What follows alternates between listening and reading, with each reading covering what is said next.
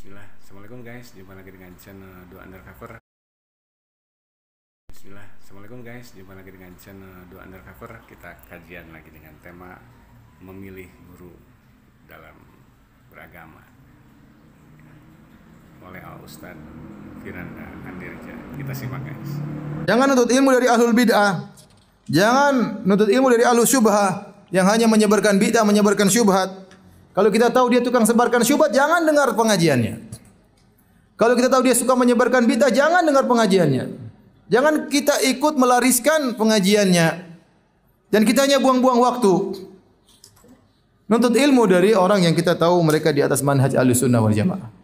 Di atas sunnah yang mengagungkan dalil, bukan yang mendewakan akal.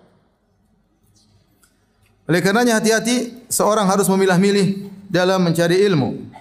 Oleh karenanya bukankah Ibnu Sirin pernah berkata, "Inna hadzal ilma dinun, fanzuru amman ta'khuduna dinakum." Sungguhnya ilmu adalah agama, maka lihatlah dari mana kalian mengambil agama kalian.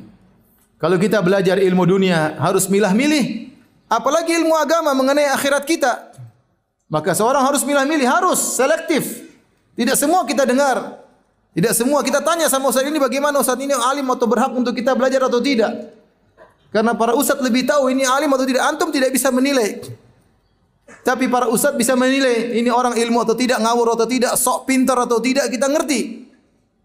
Maka tanyakan dahulu sebelum kita kemudian menghabiskan waktu kita mendengar celotehannya yang terkadang ngawur. Terkadang isinya syubhat dan bid'ah.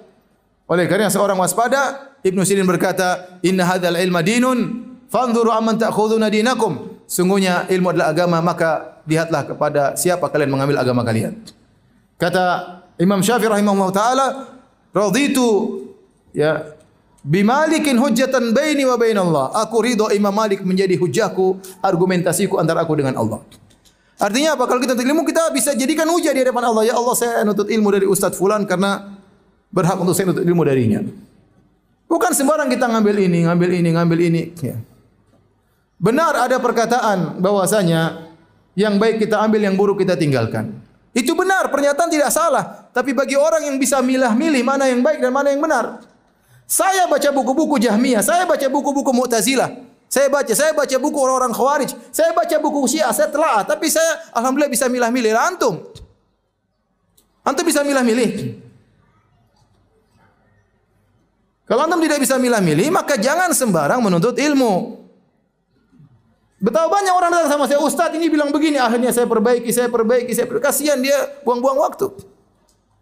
Cari. Alhamdulillah ustaz-ustaz sunnah banyak yang jelas manhajnya, yang jelas ilmunya.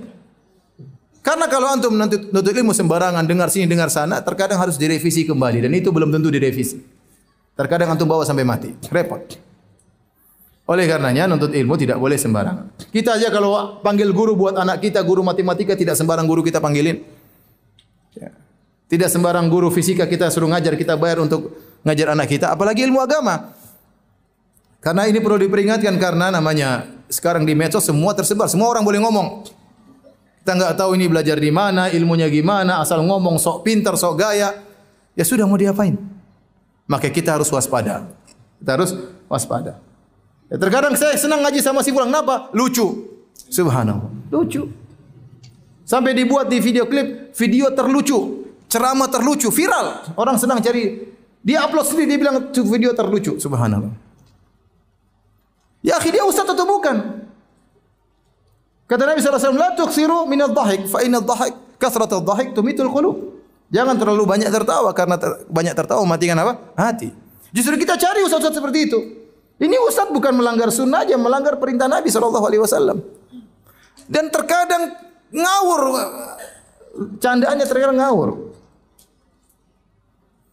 Oleh karenanya hati-hati, tidak boleh seorang ya mengambil ilmu sembarangan. Kata Imam Malik rahimahullah taala, "La yu'khadhu al-ilmu an arba'atin." Jangan diambil ilmu dari 4 orang. Safihun yu'linu safah, seorang yang jahil yang menunjukkan kejahilannya. Wa in kana arwan nas, meskipun dia orang yang paling banyak riwayatnya, paling banyak sanadnya, tapi kalau dia jahil jangan ambil ilmu darinya. Wa sahibi bid'atin yad'u ila hawahu, jangan ambil ilmu dari orang pelaku bid'ah yang dia menyuruh kepada bid'ahnya. Kemudian yang ketiga, wa man yakdzibu fi haditsin nas, dan dia bohong, ngomong gini bohong, ngomong bohong. Hati-hati. Anda tahu ada orang tukang bohong, jangan ambil ilmu dari dia. Bohong dalam muamalat, bohong menipu orang dalam perdagangan. Ada orang seperti itu, ada. Dia bohong, nipu orang. Ustaz terkenal tapi tukang nipu orang. Kalau saya boleh nyebut namanya, saya akan sebutkan ya.